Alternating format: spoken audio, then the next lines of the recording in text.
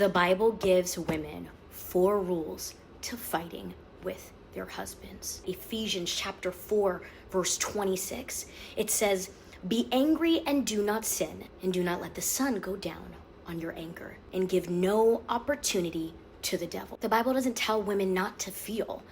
It teaches us how to fight. Because if you're a wife, listen, you're going to fight with your husband, but only a spiritual, mature one is going to know and be equipped to fight well. We are restoring your marriage today. Rule number 1 is fight for unity, not a victory. Ephesians chapter 4, verse 3, and it says, "Eager to maintain the unity of the Spirit in the bond of peace." When I fight, I'm not trying to win an argument. It's my duty as his wife to protect the atmosphere of our marriage.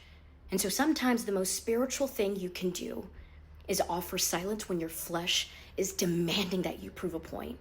Peace isn't weakness, it's power under control. Rule number 2, remember who your real enemy is. Ephesians chapter 6, verse 12 says, "For we do not wrestle against flesh and blood."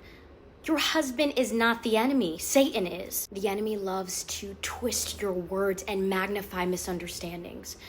Before you fight with your husband, fight for him in prayer. Rule number 3, do not let your words undo your anointing. Proverbs chapter 18, verse 21, that death and life are in the power of the tongue. Your words either build your home or burn it down. You can't pray for a godly husband and speak to him the way the world does. When I feel unseen or hurt, I have to consciously pause and be very mindful that my tone carries spiritual weight. I want heaven to back my voice, not convict it. Rule number 4, do your very best to communicate from wisdom and not your wounds. Proverbs chapter 31, verse 26, it says, "She opens her mouth with wisdom, and the teaching of her kindness is on her tongue." Crying, begging, or emotionally dumping is not communication.